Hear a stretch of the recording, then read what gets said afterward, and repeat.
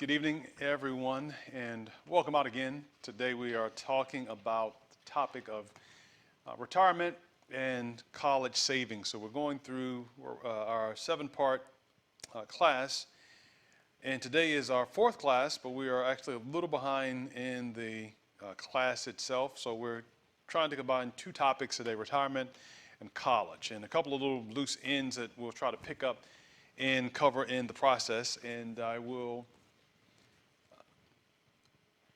maybe take a couple of questions I know we hadn't planned for, but if you write them out and have them beforehand, when we get to the end, if there are questions that have not been answered, you write them out and submit them beforehand.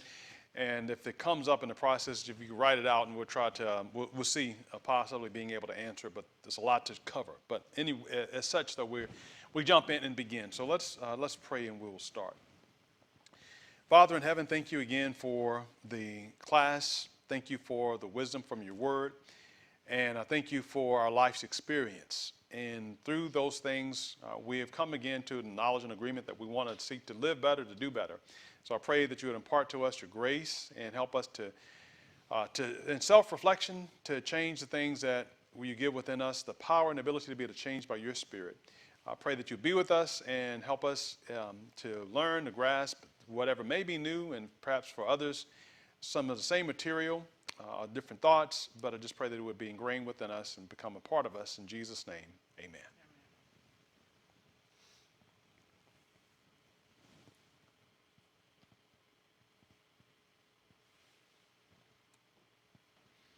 We're picking up this afternoon with the baby steps. We're going to focus in on step number 4, a little bit more information and detail, and then, as I mentioned, a few other pieces that have not been covered yet that will be important that we cover.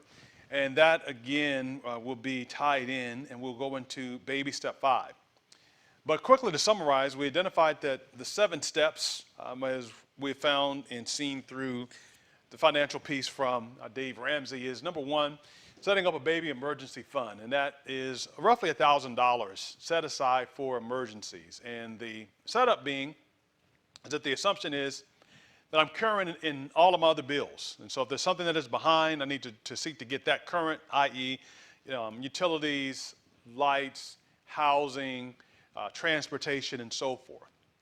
We haven't talked about it, but it should be mentioned that in some instances, you may find it more beneficial to sell something to be able to help to move further along. And in that, in terms of selling, it could be a situation where as we look through, you might realize, hey, the car that I have is just too expensive. And even if I put together a debt snowball, a plan to be able to pay it off, it's just beyond what I can reasonably afford. I bought off too much. Does anyone remember what the rough ballpark numbers were that you don't want more of your car expenses or payments, boats, anything with motors to be in terms of the ratio? Anyone remember the ratio for earning versus expense for said vehicles? So it was 50%. So as a general rule, then, you don't want more than 50% of your income to go towards a combination of vehicles.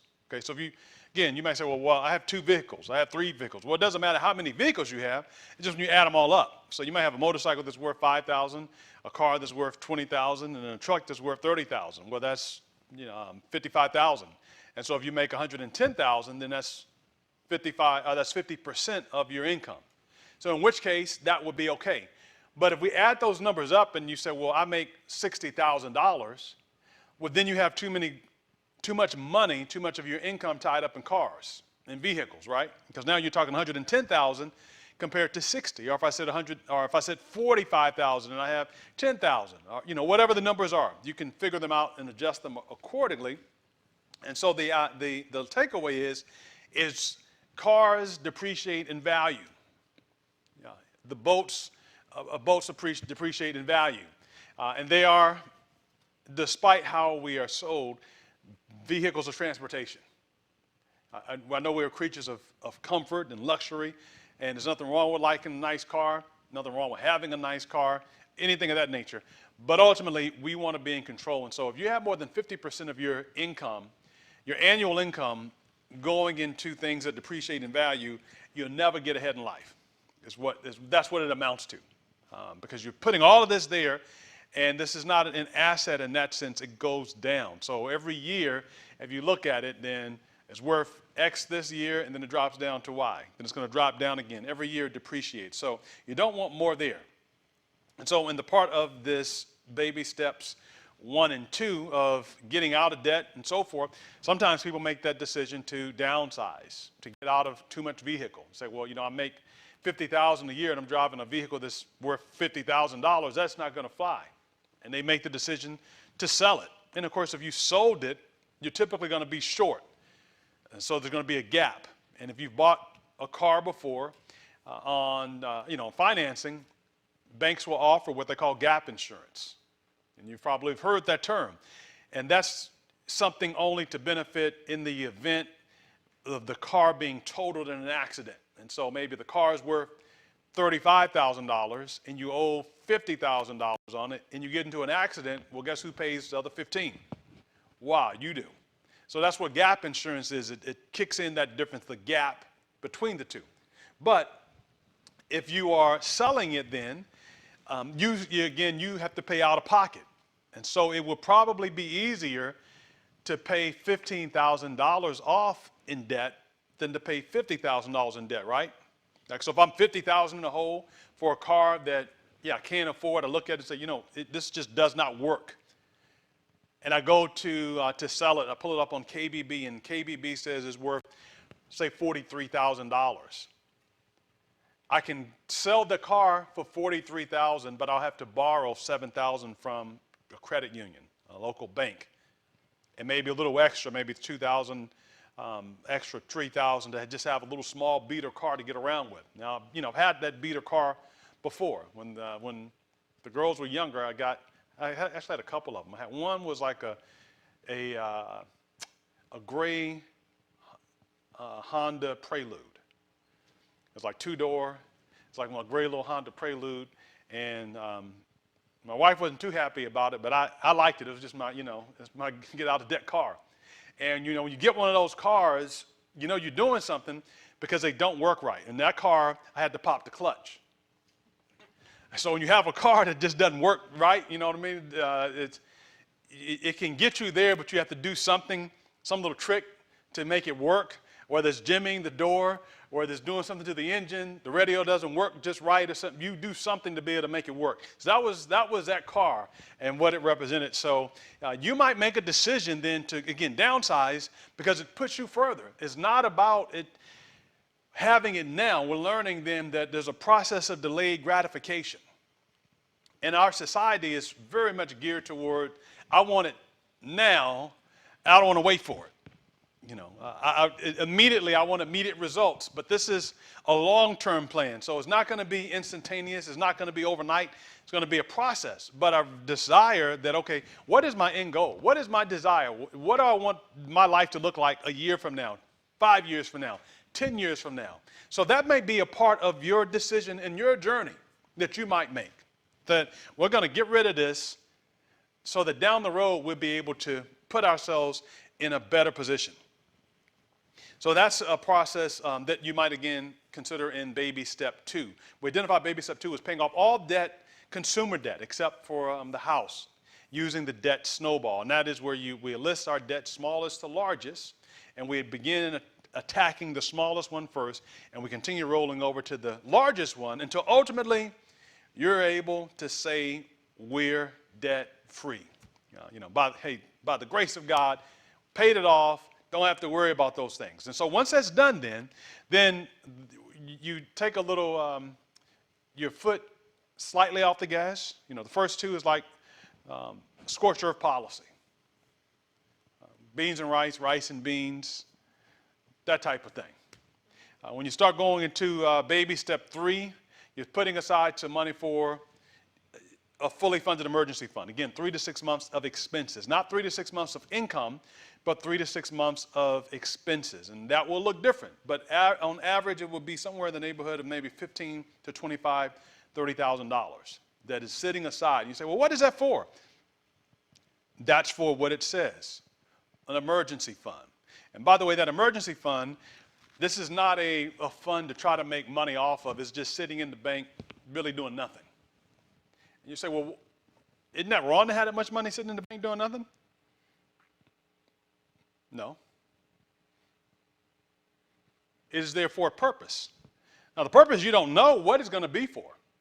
But when you have that there and then something goes wrong, that again, it's an emergency, then that's what you're preparing for. And that's what the scriptures teach us then. That's a part of stewardship. So it's not, stewardship is not, I spend every single penny I have. Stewardship is, I know what I'm spending my money for. I know where every single penny is going. Not that the money has come in and has gone out and I don't know where it went, but I have a plan for it. So it's sitting there, and again, we may not know and anticipate, and I stress that this is for your emergency fund. Okay, your emergency fund is not, my emergency, not the next person's emergency. It's for your household emergency. When you are in deep water and you need someone to assist, that's what that emergency fund is for. So that looks like 3 to 6 months of your household expenses sitting there, and that's just a simple, low interest bearing account. It's not invested in mutual funds. It's not invested in the stock market. It is just simply sitting in a bank account, just drawing interest. Now, today, of course, with interest rates going up, you can find interest like 4%.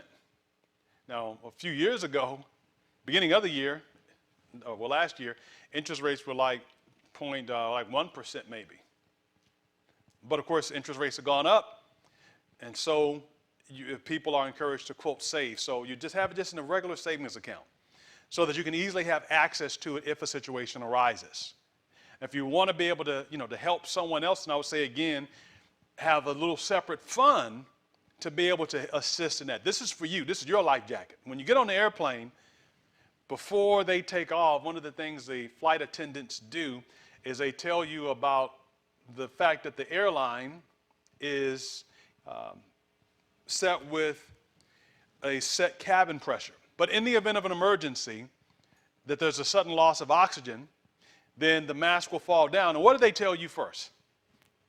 What do they tell you when it falls down? Put the mask on your face first. Put the mask on your face first, and then help somebody else. Yes. Okay? So if you're traveling with a kid, you're traveling with someone who might not be as mobile, take care of you, then take care of them. So I want to repeat that then for an emergency fund situation. Take care of you, and then you can take care of them. We're talking about getting our financial house in order. Take care of us and take care of them. So you're busy trying to take care of somebody else, and we got other issues we need to take care of ourselves. Take care of you, put your mask on, and then you can help put their mask on. Jesus said a little differently, though. He said, "You hypocrite. First take out the beam that is, the mote that is in your eye. The beam that is in your eye, then you can see clearly how to take out the mote that is in their eye, or the sliver. So do it for yourself first, and then you are able to go out and to help them." Number 4 was invest 15% of your household income into retirement. So today's lessons, we're going to cover that one, and we're also going to cover number 5, saving for your children's college fund. Then baby step 6 is paying off your home early. So in the big scheme of things, again, we paid off all consumer debt. We're not further charging up credit cards. We're not trying to get frequent flyer points. We're not trying to get a vacation, 25,000 points to get you to Hawaii or to Tahiti. Not concerned about that. So they offer the credit card and they're dangling it out, and it's like dangling a carrot before a rabbit. But guess what? When you are living on a budget and you have some money, you don't care about their points. No, in fact, most points are never redeemed. People don't redeem them. But we go to great lengths to get them, though, and we think that we got a deal, that we got over on the credit card company. Well, they can afford to give you a free ticket. If I'm paying $600-700 a month in interest a year, $700, that's $8,400. I can give you a free ticket for $500, right? And if that makes you feel good, so be it. So we're living a different way, though. That's the mindset. And when you start living like this, some people would think you're crazy. And they're going to ask, why are you doing that? And some will say, you'll never get out of debt. People say that. You'll never get out of debt. Why even try? Why even borrow? You can never get out of debt. That's impossible. And so to such, I would say that is maybe in your mind, but that's not what reality is. Okay? Yes, you can be debt-free. You can live debt-free. Debt does not have to be a tool. And there are people who would suggest that rich people, they use debt to be able to build up. Those are not rich people that do that. You'll hear on the radio, we're going to give you the secrets of Warren Buffett. And send in, and you'll get the secrets of what the millionaires don't tell you, and what Bill Gates is doing, and Jeff Bezos. We'll tell you the inside information. So send us the money. And the only ones sending the money are people who don't need to send the money in the first place. Rich people don't use quote unquote debt to be able to get ahead. In fact, Bezos just stated the last few months, he said, it looks like we may be headed toward a recession, and I'm paraphrasing. Don't spend your money on stuff you don't need. Anybody see that article?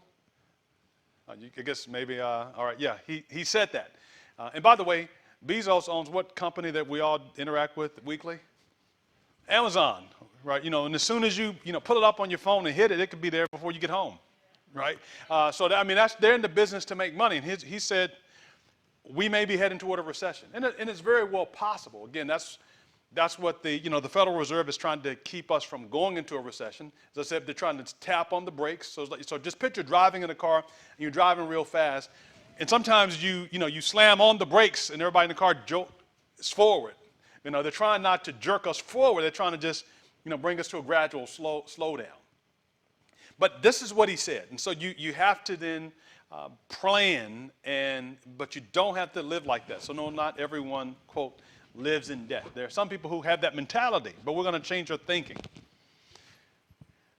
Other two pieces, pay off your home early. And of course, if you don't have any debt, you're able to do that. And then the last one is to build wealth and give. Last piece I'll say before jumping into the piece for retirement is that when it comes to homes, housing and so forth, you don't want that to exceed any more than, anyone remember what the percentage is? 25% of your take-home pay. Okay, so two numbers. One, no more than 50% of my income, annual income, gross, goes to vehicles. No more than 25% of take-home pay goes toward housing. When I say housing, I'm talking about the housing itself, okay? Not so much the utilities, but, the housing payment, the rent, mortgage, so forth. Because if I'm paying, and banks will lend you, 40%, 50%, because they frankly don't care, just as long as they're getting payments in. But you have to take control then. So no more than 25% you would want to use for housing. And we'll talk about that a little bit later in terms of paying off housing and so forth. And that, again, 25%, ideally you want to get that on no more than a 15-year mortgage. And you say, well, what about the 30-year mortgage? What about a 40-year mortgage? We're not trying to stay in debt forever in terms of a house. The goal is get out, be able to do something else. So again, ideally, no more than 25% of your take home, and that on a 15-year fixed interest rate. Fixed meaning the interest rate doesn't change on you. It's not a variable, that it is set. You know what you have signed up for and anticipating. So I am going to go into baby step number 4 now, and then 5. So we have a little under 40-ish minutes to do that.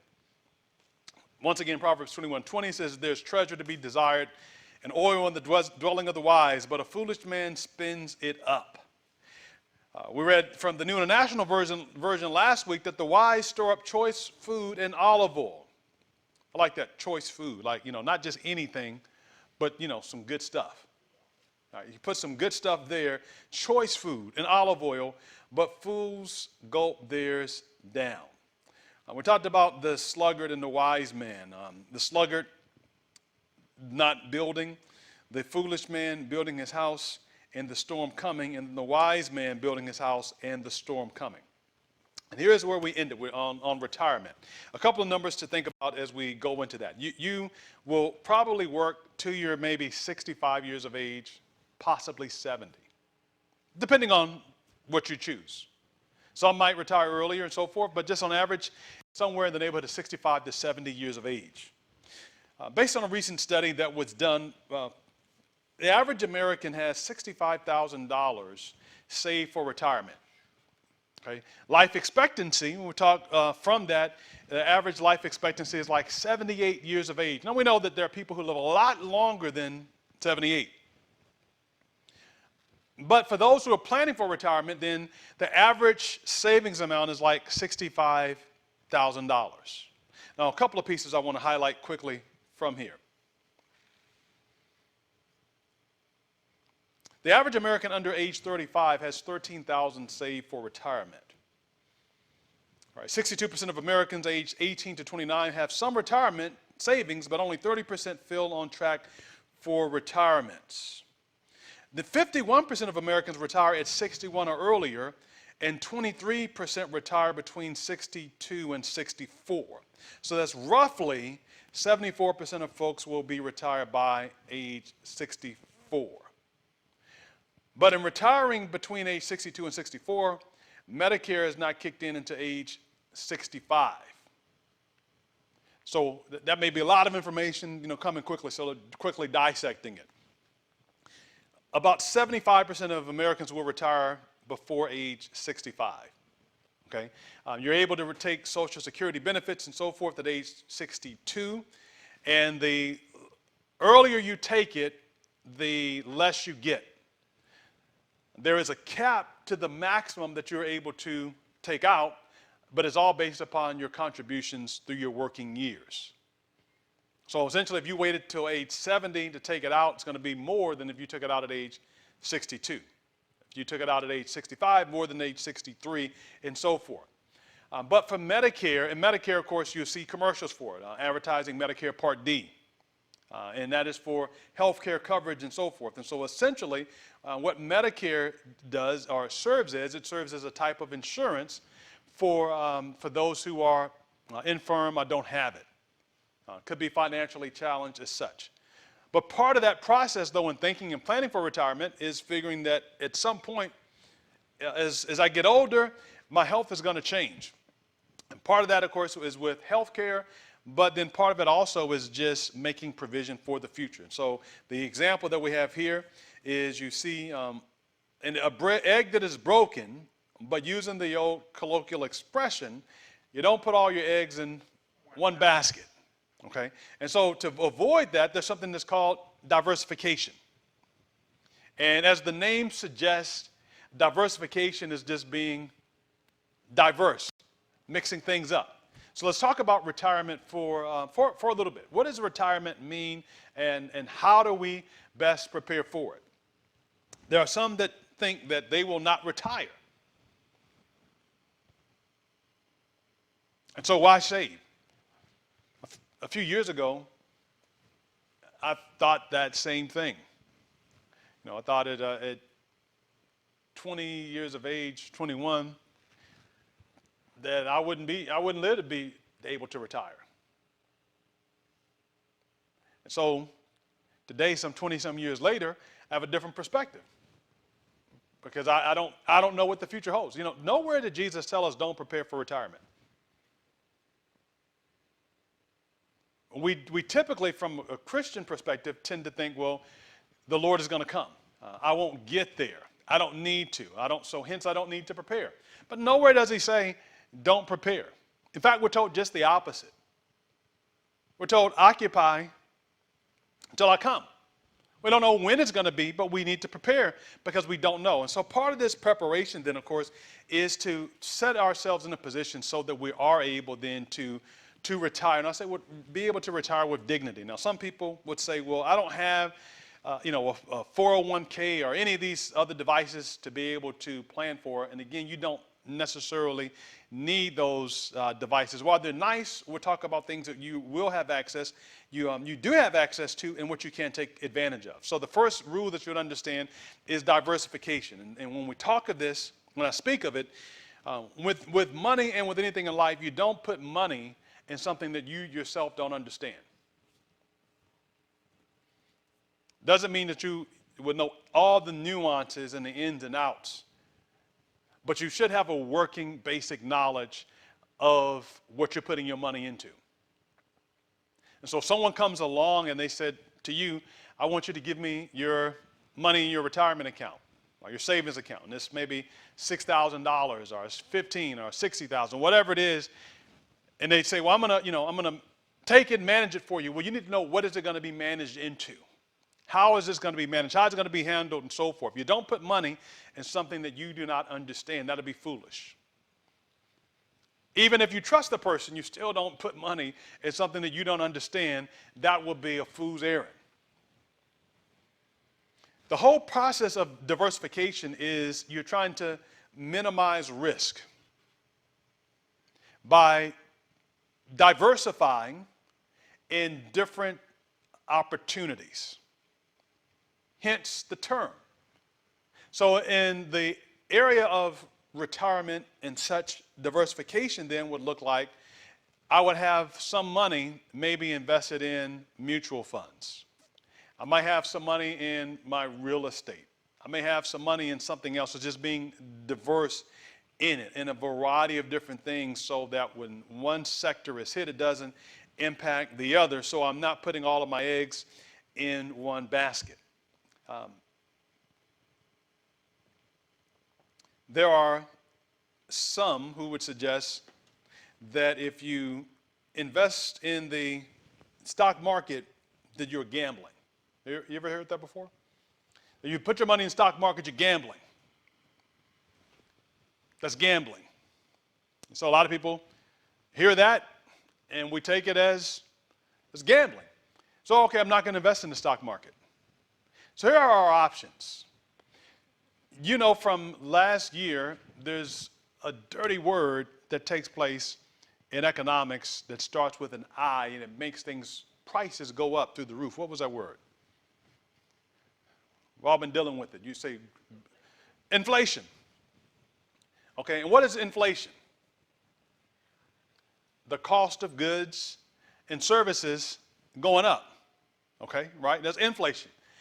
So what is deflation? It is just the opposite. The cost of goods and services going down. Historically, do we see normal periods of inflation, of the cost of goods and services going up over time? We do. Okay, and so that's how we tell our stories. And you say, well, when I was a kid, a loaf of bread costs 25 cents. And today I go into the store and a loaf of bread is, $4 or $5. Well, it's the same bread. Well, how did it go up? It went up because of what? Inflation. Okay, so normally inflation goes up about 2% a year. So if you have money, let's pretend this is, how much money do you want to make this? I just need a dollar amount.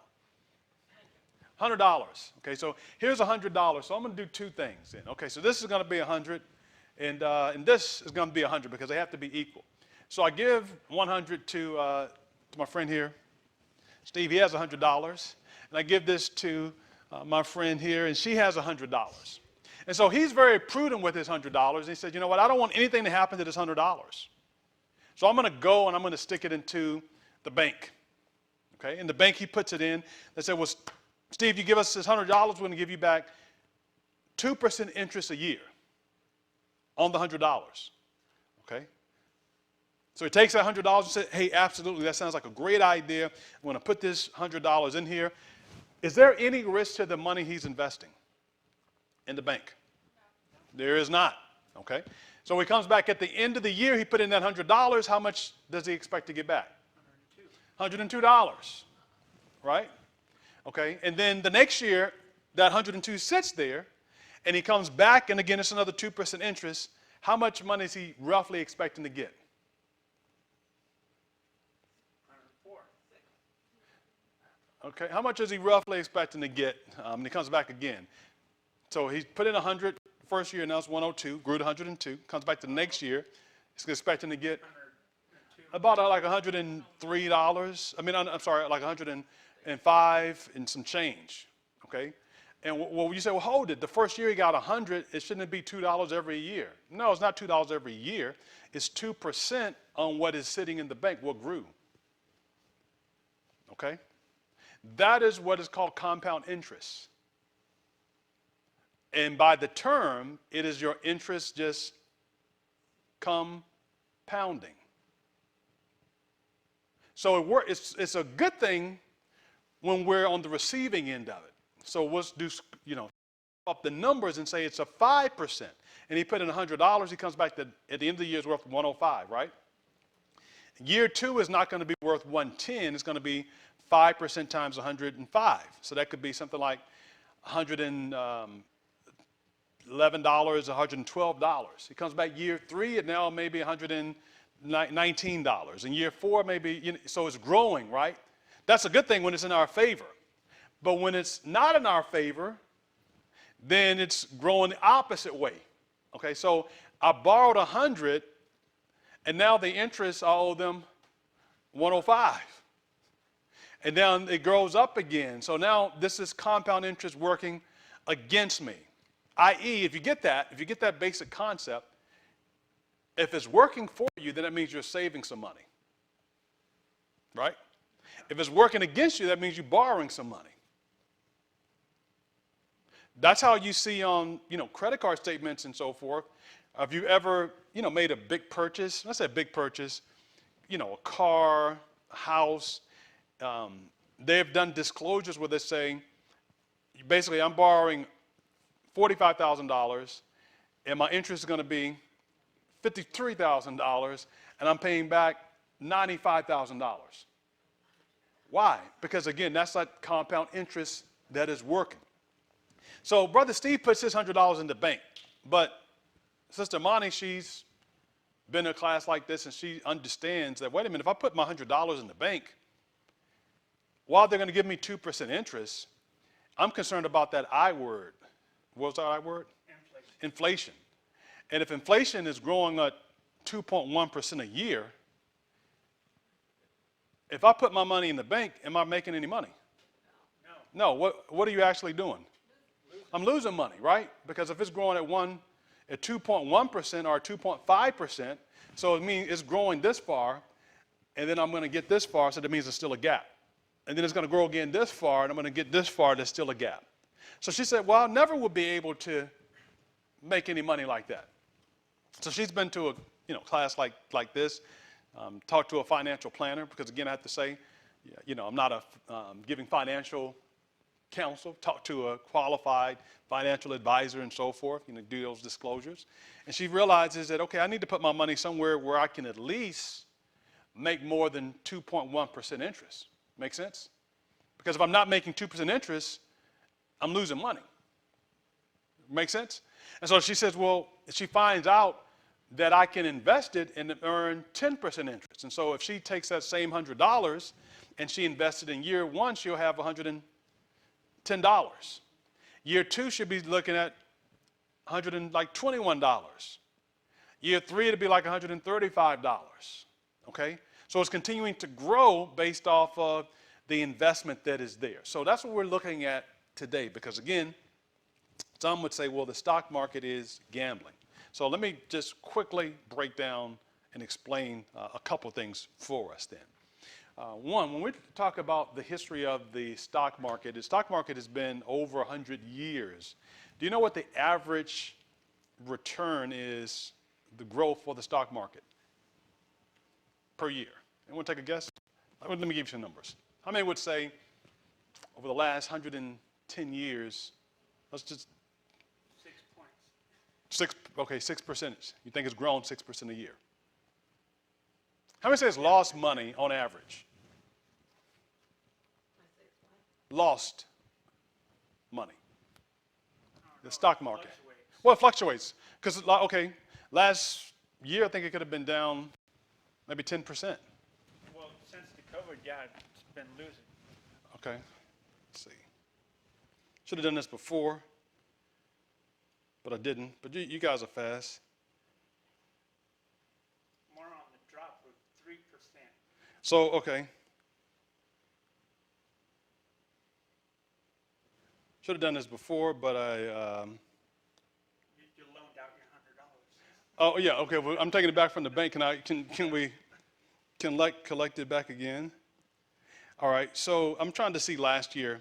Didn't get a chance to see it. Who thinks that it is gained year over year? Okay, you think it's gained year over year. Last year, the S&P 500 was off 5.9% in December, bringing its 2022 return to negative 19.44%. Okay, so last year the market lost 20%. So if she had that $100 in the market, it'd be worth what? $80. If he had that $100 in the bank, it'd be worth what? $102. Okay, so which was the better decision? Bank. Or credit. Okay. So that was the best decision, okay, for that year. But what about the year before that?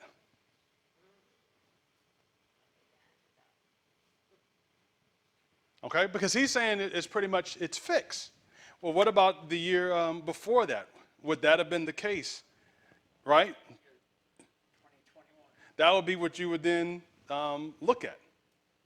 In 2021, it was 1.93% was the gain. So you look at that and say, okay, well, why would I even then want to do anything then in investing in the future? If you're talking about 2%, you lost 20% and so forth. And again, this is why I say you have to understand what you're talking about to be involved in retirement particularly. On average, the market has seen a 11%, 10.9% gain every year. Okay? So obviously that means if you have a negative 20% year, one year you might be up 50%. Or you may be up 30%. And you may be down 10% one year and so forth. But on average, meaning on every year it averages increases 10%. Okay? Now when you talk about investing then, when you're investing in the stock market, you're not necessarily going out picking companies and such. But you are investing in funding, in mutual funds. It is a mutual funding that is taking place. So as an example of this, let's say we wanted to bake a cake. And I don't have all the ingredients myself, but I have some of them. Maybe I have the flour. You have the eggs. You have the water. You have the butter. You have the sugar. We can put it all together and we can make a cake. Okay? Pull it apart, we don't have anything. Or if I said we have the money, it costs $50 to be able to bake the cake, and I only have $5, and you have $5, and you have $5, and you have $5. Separately, I'm not able to do anything, but if we put all of our money together, we have funded that cake, right? So when you talk about mutual funds then is just a share of various companies that you are investing in. And as those companies do good, they return back profit to you. i.e., you invest in Apple or in a mutual fund that have like various companies, and it may be, Apple. It may be, Tesla could be in there. PG&E may be a part in there. Pfizer may be there. Walmart, Target, list goes on and on and on. And when you put in this money in this mutual fund, it is going to the company. As the company makes money, then that returns back to you. This is very simple really scaled down version of what funds it. But what happens in it, though? You're able to invest in it in retirement, because in retirement, okay, I'm not going to be able to work. So in my working years, then I'm setting aside money. And as I invest, we find out that there are basically 4 ways that you want to diversify in retirement. One is a growth in income. The other is, these are basically mutual fund types. One is growth in income, which means it's going to be a little more volatile, okay, because it's growth in income. One is growth, so a little bit less. Aggressive growth would be like startup companies, like, back when we talk about the Googles of the world 20 years ago, Facebooks of the world, and so forth. Then there's international, and that's giving like a little sprinkling into some of the international markets, whether it's in the Asias of the world, or the Africas of the world, Europes of the world, different international companies, so that if one of them is impacted, if you have like a broad stroke across these 4, then you are diversified. All right, you don't have all your eggs in one basket. If everything was just in growth and growth and income is down, then you're hurting. If you have everything in growth and growth is down, then you're hurting. If everything is an aggressive growth and is down, you're hurting. But when you're spread across, then that gives you some diversification. That's the idea, to be diverse. So you say, well, what about investing? Is investing a sin? Again, to be clear, no, investing is not a sin. Gambling is a sin, okay? So you're looking at, in terms of investing for the future, because we again went through the analogy, if you just go and put your money in the bank, it's going to be there, but inflation is killing you. Because if inflation is 2%, and in some years, again, the bank will not give you 2% interest. The bank may give you 1% interest. So essentially, you're losing money. Wait a minute, that reminds me of a story that Jesus told. Anybody familiar with the story Jesus told? About leaving with the talents, and he gave one man 1 and one man 3 and one man 5. And the person who got the 1 talent went and buried it in the ground. And when the master came back, he said, look, you should have given the money at least to who? The money changer. So when I came back, I could have at least gave my own with some interest.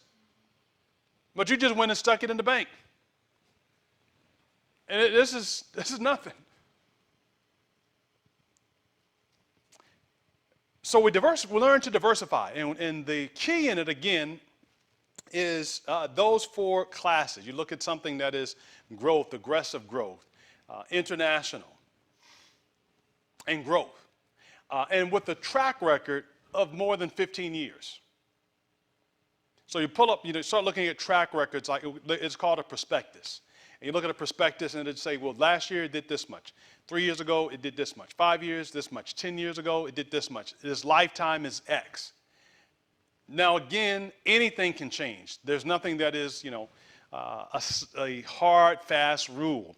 But if I'm looking at the lifetime average of a fund that is 50 years or 30 years, and for its lifetime, it consistently averages 8%. Well, I think it's a pretty safe bet, no pun intended. It's a pretty safe bet to assume it's going to probably average 8% again, right? If this is what the average is, we can plan on this. So this is what we're looking at there. This is not just a shooting in the dark. This is not just a guess gaming, but I'm looking there to be able to see what happens. The other thing I hope I illustrated with that example is when you are planning on retirement, the market is going to fluctuate. And if you don't understand that, then you're going to panic, because imagine how you would feel if you had $100,000 that you had in a mutual fund, and you look at the end of last year, and now we're sitting there at what? We lost 20% of 100,000 is what? 80,000. So if you look at your portfolio, and it says you lost and if you had $1 million, then now you've lost what? Not quite, other way, but close. $200,000. So how would you, if you have $1 million and you look and you've lost $200,000? If you don't understand what you're doing, you're going to do what? You're going to panic, and then you're going to do what? You're going to sell. All right, you're going to sell. And you have just made the worst mistake, the second worst mistake you could do in that respect. Because when you sell, now it is what is called realized loss. Now, one side is an unrealized gain. So if you invested $100,000 and it went to $1 million, you haven't cashed out, so it's still unrealized gain. It's on paper, it's gone up, it's worth $1 million. It's unrealized because you haven't actually sold it. Does that make sense? Okay, but when you sell it, then that's when it's realized. To the opposite, if you put in $100,000 and it went down to $10,000, you haven't realized it because you haven't sold it yet. So it's all really just taking place on quote paper.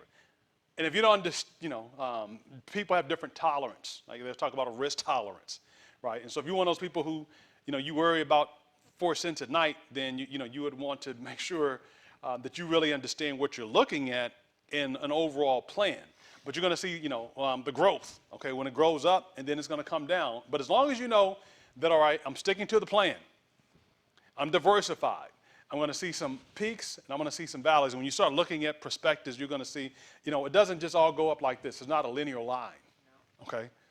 That's not the idea. You're going to see it like this, this, and then, something like that, okay? It is not linear, but you understand that you don't get hurt on a roller coaster unless you get off in the middle. Okay, so you're not going to then say, okay, well, I'm cashing out now, because when you cash out, then at the bottom, you've lost. The other thing that you would also remember in terms of planning for the future is you need to plan early. Now, this is hard to see where you are.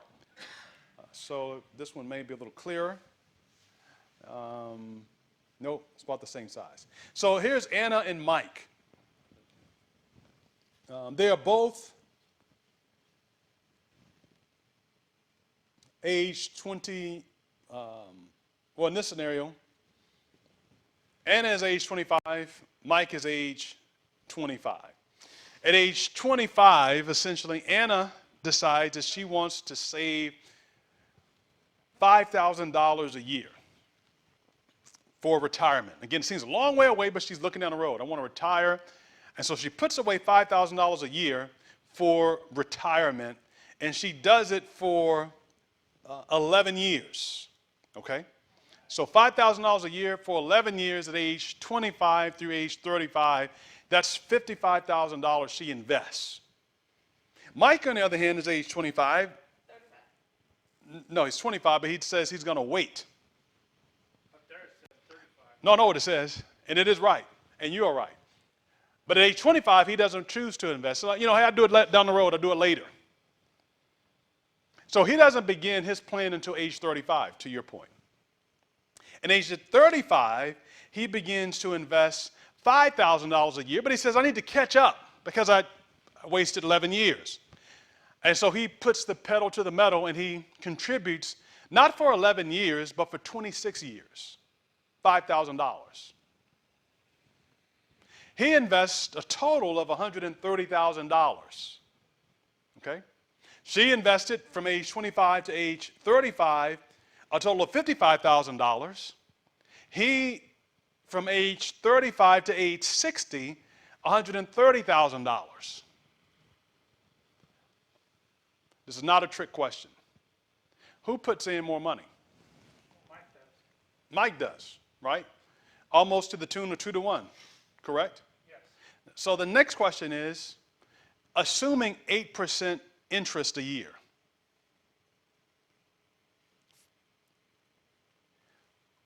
whose portfolio or account has the larger sum? Mike, that put in 130,000, or Anna that put in 55,000? You sure? She only put in 55,000. He put in 130,000. That's like 2.5 times the amount almost. But she made over $1 million, right? She started early. Okay, The same interest? both get 8% interest. Yeah. So who has more? or Anna has more. Why? Because she has 600,000. Okay, so Anna has 615,000 in year 60. So now they both go to their 60 and they say, okay, we're going to retire at 60. They compare statements. They share stories. She didn't give anything from age 36 to age 60. So for 24 years, she gave 0. And she has 615,000. And for that same period of time, Mike gave $5,000 a year. And he has $431,000. Why does Anna have more and Mike have less? He started later. Because he started later. Okay, what is the moral of the story? Start early and what? Start early. Yeah, more. Okay, start early, leave it there, because compound interest works in your favor. It takes time. Okay? It takes time. So you say, oh, well, I was excited about it until you told me that. I'm only going to work another 3 years. so this doesn't count for me. All right? We can't undo the past. So the lesson is the sooner we start, the better off there is an opportunity, right? So it is not saying, well, I only have 3 years to work or 2 years. Why try? That's not the moral of the story. If you got that moral, you got the wrong story. The moral is start early, save consistently, and have a plan. Okay? That's the moral. But at the same time, if I haven't started early, it is never too late to start. Okay? It's never too late to start. So then the plan then is applicable because it will, again, I said, most people will be 70 to 80 years of age. So it is just sitting there and allowing a time to be able to grow. Now, how does it grow? What are some of the avenues? Quickly, not to go into college. One, most people who, if you have a plan at work, it'll be called a 401k. Okay, and that's like an employer-defined contribution plan. It's just a section in the Internal Revenue Code, IRS 401 subsection K. All it means is that you can give to a retirement account with pre-tax dollars. So if you get $100,000 a year, you can say, I want to devote X amount of that money pre-tax. Now, the beauty of that is that money, since you put it in pre-taxed, it lowers your taxable income by the amount that you gave. I don't know if that makes sense to you or not. But because you haven't taken that money, the government treats it as money that you haven't, quote, earned. So you don't pay taxes on that money. You will, however, pay taxes when you take it out of the 401k.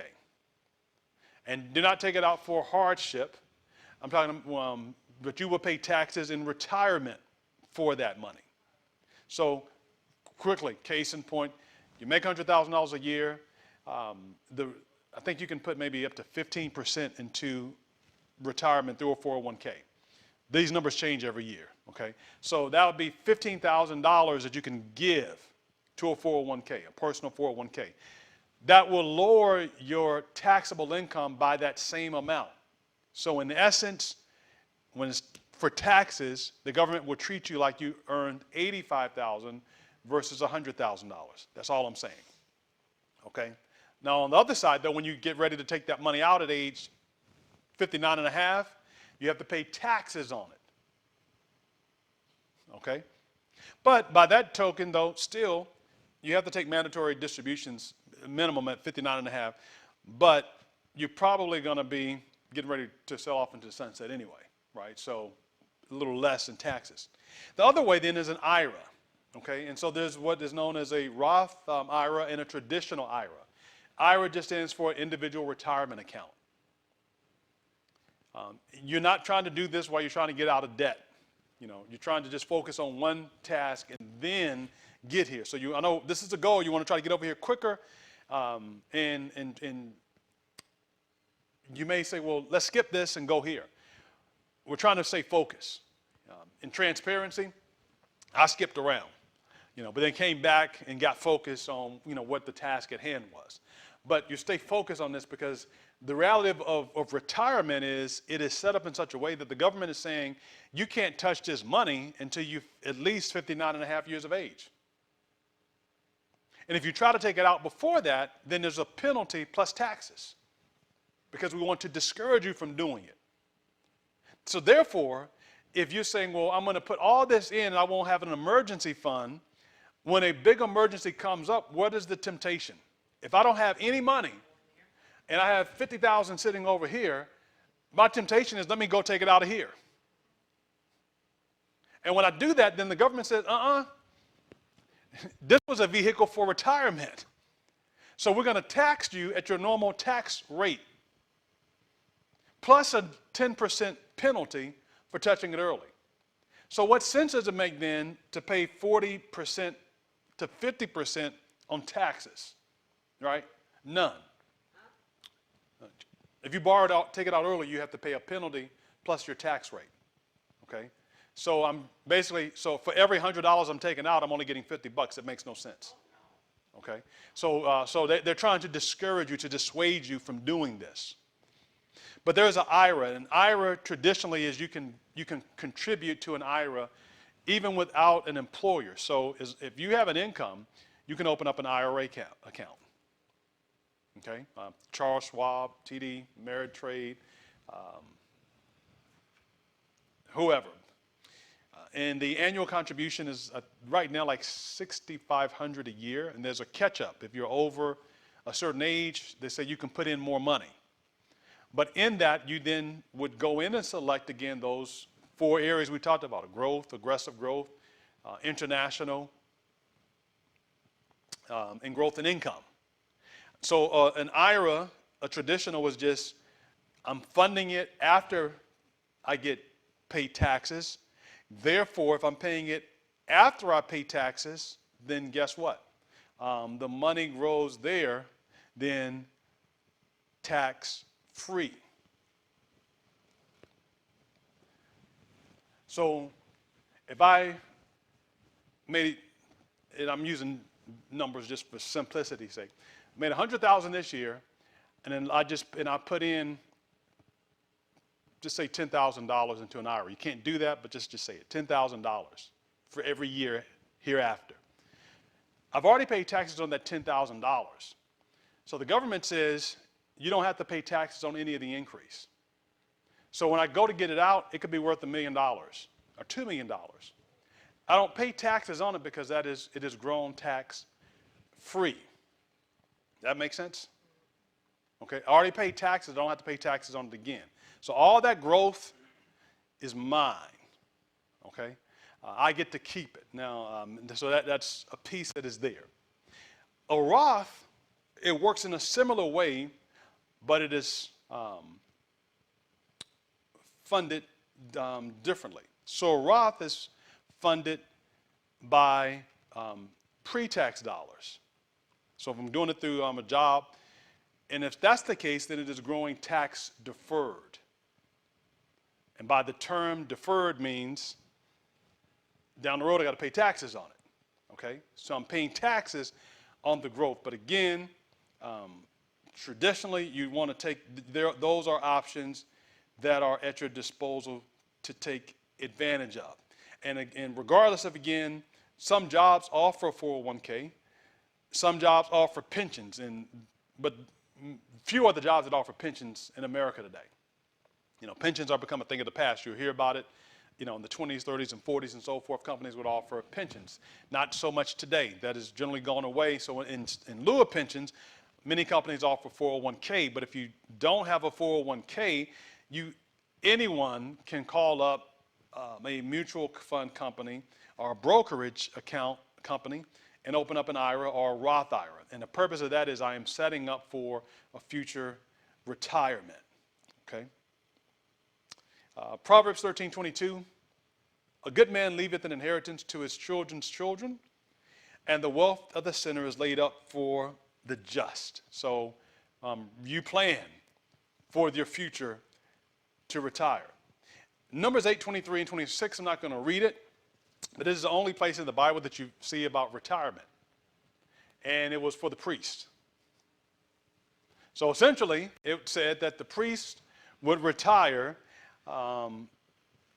after 25 years of service. Nowhere else do you see that. So now that doesn't mean you can't retire if you're not a priest. Okay, that's not the idea. But it's just the only place that you see about retiring there. After so many years of service, then they retired. They left out of the service, okay? But you do see that there. They would still be supported and taken care of, et cetera, of course, but they could retire.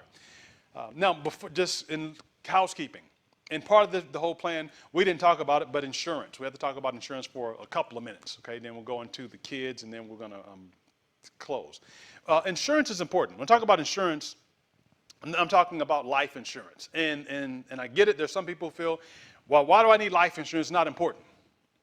Okay, I don't want to have life insurance because I've read that we shouldn't have life insurance and so forth. Well, yeah, you may have read that, but what you didn't understand and look at is context. Insurance was presented as a gimmick that people would come in and they would sell. So they would sell a policy and then they would ride up out of town. So it'd be like today, usually would you buy from a door-to-door salesperson today? Why? Why not? I mean, if they come and selling you something, why wouldn't you buy from them? And what if they're selling what you need? Because you're skeptical of them, right? You don't know if they're legitimate, if they're, who they say they are. And even if they gave you the merchandise, then you're still concerned that, well, how do I know it's, the real thing? What happens if it breaks? You want to go to a brick and mortar to be able to look, somebody in the eye and to say, this is something I purchased, and here's an issue, and so forth. So when you go back, i.e. 100 years ago, insurance, I'm only talking about life insurance in this talk, okay? I'm not talking about health insurance. I think health insurance is important, but I'm talking about life insurance because life insurance is something to be able to take care of.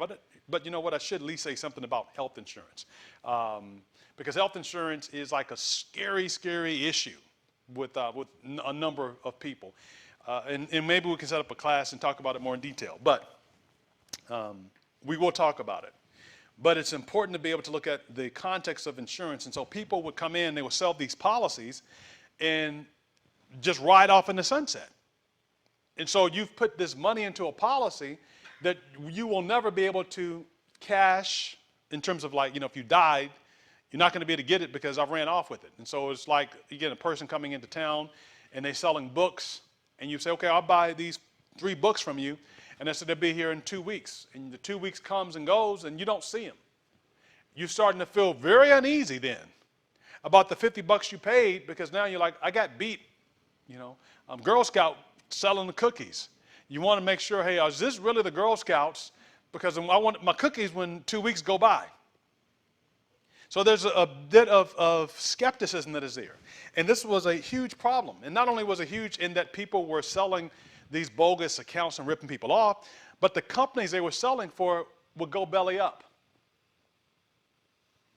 So if you've invested this money, the company goes belly up, what recourse is there? So as years went by, essentially Congress intervened and said, well, we're going to have to put some rules and regulations around this. And so today you might know these things. It's like people would look at their Moody's rating, their credit rating. And you probably have heard of that. And some people say, well, they have an A+ credit rating. And that's based upon, well, what is their credit worthiness? Are they able to pay the liabilities, the obligations, if they have to? And so the things that you have read, that is the nature of them. That is the background behind them. In fact, even reading those things, you'll also see different things that suggest that it's important to have a will. If you don't have a will, then who decides what happens to your estate? The state does, and family members come in and say stuff. So you need to have a will. What's going to happen when I die? Who's going to take care of my kids? Who's going to get my assets? What will the process be? So having a will, and I know folks are superstitious, and they'll say, well, I was doing fine, my health was good, and my best friend, she was fine, and she got a will, and no sooner than she got the will, she died 2 days later. as though the will killed her. And if she died 2 days later after getting the will, at least in that case, the will, it did its purpose in knowing, okay, this is what she would want to have happen to her offspring, right? But people get very nervous about that. But I can assure you that you will not die one day sooner by having a will. What the will does is it clearly communicates what you want to have done. It doesn't go off of your wishes and so forth, because people will jump up, and if they find out that you have any money, if they think you have any money, if they sniff that you had some money, they're going to come around like roaches out the woodwork when you turn off the lights. And folks that you hadn't seen in years, they're coming around and just to find out, to poke and to prod and so forth, because they can smell like a shark smelling blood in the water. What am I able to get out of this particular situation? So having a will in place, it shuts all that down to a great degree. Okay, so people would know what to anticipate, to expect. But having insurance then, so that if you you give up the ghost. It's a tragedy that people today, that we're on street corners, trying to raise money for insurance. And it's not against any family, but it is, number one, it's a very difficult situation when you lose a loved one. Compounded then by the fact, okay, how am I going to bury them? To bury someone, if you haven't looked, literally, it's thousands of dollars. Just a small funeral is anywhere from $10,000 to $15,000. So it's not an easy penny. And so if you're going through the grief and the loss of having to bury someone, and then you have to come up with this money, it's a very stressful situation that need not be.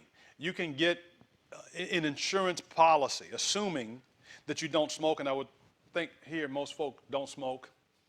I haven't smoked for a number of years. You don't drink. And if you are in a reasonable weight within your weight range, you would probably be looking at insurance policy. I'm just throwing out numbers. $500,000 for a person 45 years of age, maybe $30, $40 a month. Okay? Having insurance then, when you die, it is there to take the place of your income to your loved one. That's what the purpose of it is. So if you are the breadwinner, the bread earner, or whatever in your family, and even if you aren't the bread earner, you're the breadwinner, having insurance there, it supplies that in case you pass. Okay, so you have a policy in place so that if you die, your wife is not left figuring out, how am I going to figure it out? Your husband is not left figuring out, how am I going to, figure this out? That is the purpose of insurance. And so there's one type and one type alone that you would want to look at. There are many, at least two main ones that you'll find on the market. And we'll talk about briefly two of them to explain the difference between them, but there's only one of them that you want, okay? One of them that you will find on the market is whole life insurance, okay? And whole life insurance is by the name. It insures you for how much of your life? The whole life. And people love this. They say, well, hey, this is great, and insurance agents will recommend this to you, that, hey, you can insure yourself for your whole life, from the time you're 17 to the time you're 90, for your whole life. Or you can go from the time you're 50 until the time you're 80, for your whole life. And that's a catch for people, but what they don't tell you, though, is you're going to pay about 4 to 5 times more to have this whole life policy. So that same quote I gave you may look like something in the neighborhood of maybe $180 a month. Now, wisdom says you buy a term life policy and then you save the difference, or you invest the difference. Because think of it, if in whole life, the other pitch to it, people might say, well, listen, if you pay these premiums and you don't die, we'll give you back the premium. And to some people, that seems, wow, really? You mean if I pay $100 a month over 15 years and I don't die, you're going to give me all that money back? And they say, yeah, we'll give it back to you. Well, there's no such thing as a free lunch. okay? So you've paid. Well, how can the bank afford to do that? How can the insurance company afford to do that? Because you're buying a policy, say $100 a month, and if that's the case, it really only costs $20 to insure you. Like if you bought that term life policy, let's just say it costs $40 to insure you. So they're just taking the $60 spread, the difference, and investing that, and then coming back and paying you should you not need it. So basically, I'm saying, look, give me $100 a month, and I take it and I make $40,000, and I come back and give you $1,000, and you're happy. Why not you take that money and you keep it and make yourself happy? So term life is different. Term, as the name suggests, is a term, a period of time. So you might get a term policy for 10 years, for 15 years, for 20 years. Okay, and at the end of that term, the insurance lapses. So certainly the next time is going to cost a little bit more because you're getting older, right? I'm 15 years older, it's going to cost me a little bit more money. But the difference that I am typically saving far exceeds a whole life situation. So term is going to cost you significantly less than that. And again, it's an intricate part in you preparing for the future in the event that something happened to you. You don't need accidental death insurance. An accidental death would be if you get killed in a car accident. That'd be accidental. Okay, and you pay more money to be able to get that. Well, you know, you're not doubly dead, you're dead already. Okay, so whether it's an accident or otherwise, you don't need, quote, accidental death. Just straight term life insurance for a set term. So whether it's 15 years, 20 years, or what have you, and you typically want something in the ballpark of 2 to 3 times what your income was. So if it's $100,000 and you want something like $300,000. Now you can go higher, okay? I'm just saying the minimum. You know, so if you said, oh, I'm $100,000, I want to have $1 million policy, totally fine. You want $100,000, I want to have 1.5 million, totally fine. But the idea again is simply to replace your income. So if something happened to you, so if your spouse, your loved one, then if you were to pass and your loved one then, had a policy and you made $70,000 a year, you had a policy that was worth $300,000. You say, well, hey, they can survive for 4 years. Well, no, actually, it's going to be longer than that because they're going to take that money and they're going to use some, but they're also going to invest some.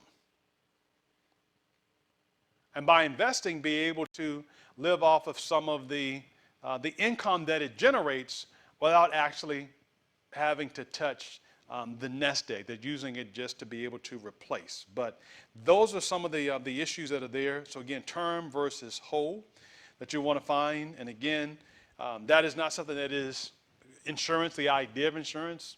No, it's not something that is condemned by Scripture or by inspiration.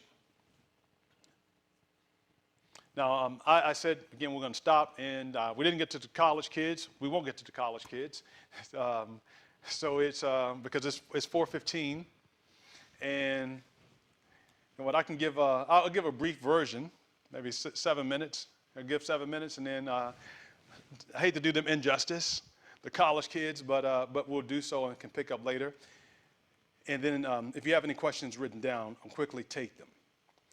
College, of course, as you know, is like it's a $1.7 trillion industry right now in terms of debt.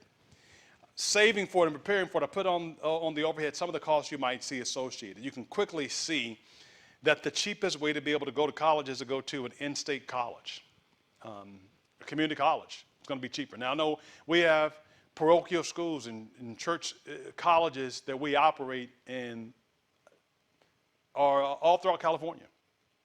From a dollars and cents cost, you're looking at the range of a private college for what they cost. Okay, so you say, well, is it free to go? No, it's not free to go. Okay, it costs just the same to go to a church-operated school as it does to go to a regular school. The difference being between them then is usually maybe what type of assistance you might get. So you're planning on going ahead and knowing that, okay, if my kids get old enough, I want them to be able to go to college, Part of what you can do beforehand, though, is even before they have a say-so, is to begin to set aside some money for them for college. So just as adults that are going to retire have what we call an IRA, an individual retirement account, you can also set up for children what is called an ESA, which is an education savings account. You may hear it called Coverdale Savings Account. Some you have a 529 plan. Now, the nice thing about this is that you can actually do it for, say, a child or a grandchild. It doesn't have to be your child, but you might say, I want my grandkid or my great-grandchild to be able to have something. I'm going to contribute something there. When our girls were born, a church member in my home church, she gave them, I think, each like a $100 savings bond. And, very great. But I also knew that a $100 savings bond in 2002 is not going to be worth $100 a day, right? So I'm like, hey, thank you so much. I appreciate it. And she didn't mind. Well, so I went and put that into an ESA, what we're talking about. I needed it to grow in time, okay? Because again, when they needed it 20 years later, $100 will be worth maybe $65. I don't need it worth 65. I need it worth, 175. Some 20 years later, et cetera. So when we look at the breakdown there, we know that the costs have gone up. And unfortunately, with this, all schools have gone up. So I looked at a couple of things. The average cost of a bachelor's degree today is $28,000. Graduate school loan debt is like $71,000. So this is saying a person the loan that they take out to go to graduate school, about $70,000. Law school, $130,000. Medical school, it's like $200,000 to go to medical school. Dental school, $300,000. So now sometimes, why does it feel like when I go to the dentist that they always seem like they're finding something just to suggest to me? No, it is not that they have to pay for the Porsche. It's not always the case. Okay, you may have some scrupulous people and some people who are not so scrupulous, but it costs. Okay, it costs to be able to go to some of these schools, not some of these schools, to be able to go to school. It costs. So imagine veterinarian school, $150,000, pharmacy school, $180,000. That's not to get your bachelor's. That's to go to the med school, right? Okay, so this is not the first 4 years. This is the next 8 years.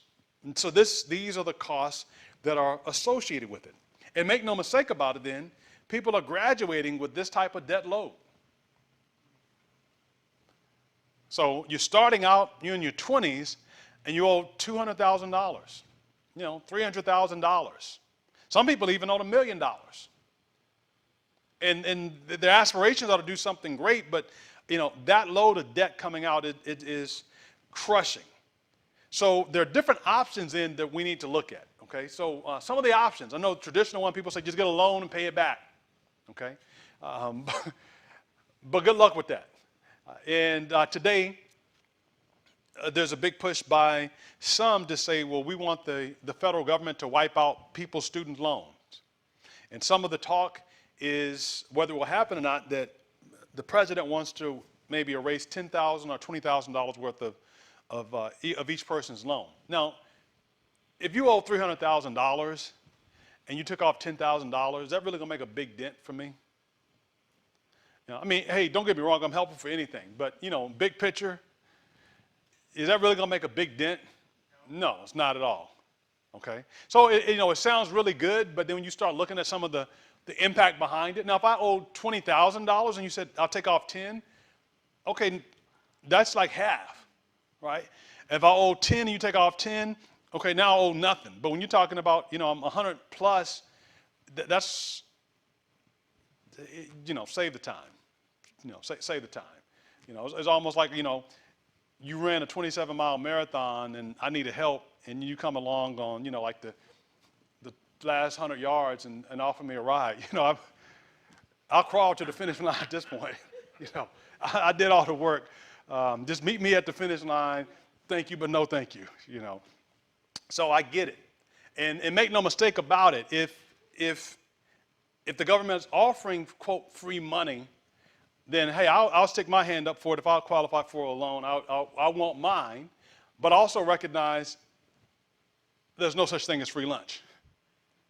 Okay, there's no such thing as a free lunch. So while that is going through, no telling what it'll be, but I would suggest to us then, let's not plan on that. Let's try to plan and forge a different course. So what are some of the different options that are there? So quickly, some of the options there are maybe to be able to get grants, to go online, to be able to research. There is a ton of money that's out there, but we have to put the time in to be able to find it.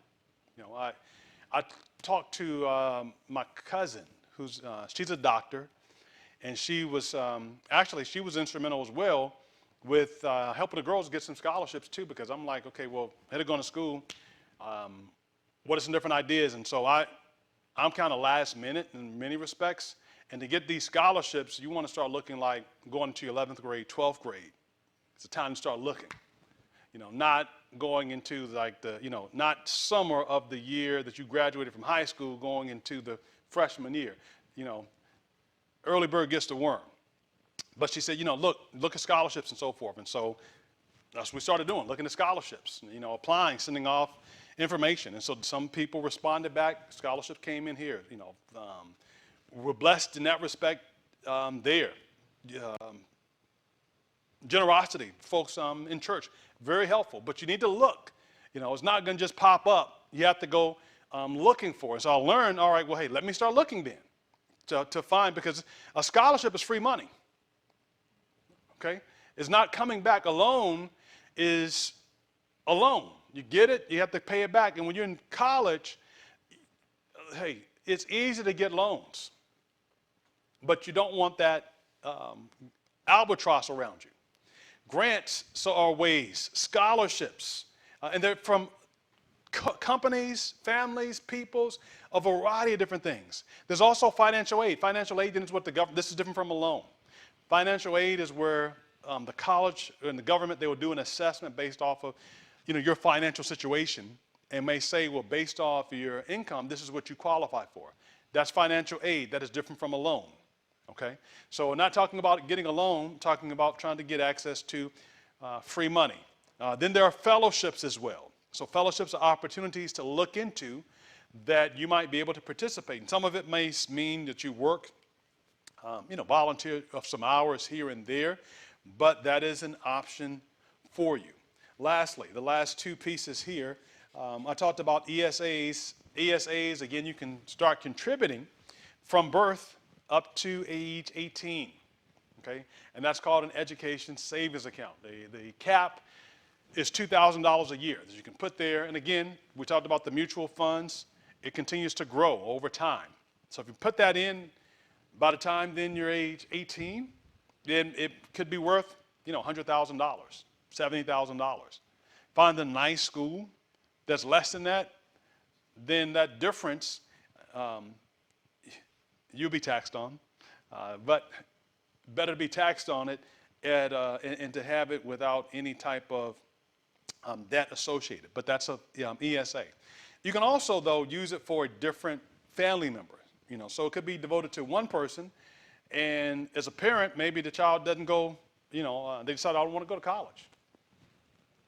Well, you can use that for yourself. As the way that the laws are currently. Now, it could change. Use it for another family member or so forth to go to school. It's for education-related expenses, not high school expenses, college, higher level education. The last one is a 529 plan. And briefly there, 529 is just a state-sponsored retirement plan. So every state will have a 529 plan. But you wouldn't want to give to a state that you know that, okay, you probably will not be there. So I wouldn't want to invest in Virginia's 529 plan if I'm not going to be there. You want to be where you're going to be. So that becomes difficult to know because you don't know what the future holds. But those are incentives, though, to be able to contribute on a regular basis, knowing that school will come. Okay, so those are the two. I said 7 minutes. I've kept my statements brief to be able to handle it. The last piece I have on the overhead is just that you can see how student loans compared to auto loans and credit cards, it has gone just bananas. From 2016, it was like 500 billion. It is increased threefold to 2020, exceeding auto loans and credit cards. You know, it's just, in the trajectory is that it may continue to do so. Now, the one piece that is uncertain is because of COVID, in that some schools wanted to keep charging the same amount of tuition. And there's a lot of kickback because people are like, well, I'm not on campus. Why am I paying the same amount of money for you to be on a video than I would being on campus? So that should be determined how that might play out. But for now, this is the trajectory that it's looking like. It may come back in line. But one thing is for sure, if you are planning on school, we have to start early. Start early and prepare. We have gone over a little bit, and my apologies there. I will give you the opportunity, though, in case there are any questions. I'm going to look to see if any were written down. I'll take those real quick, and then we'll stop in the next 5 to 7 minutes. So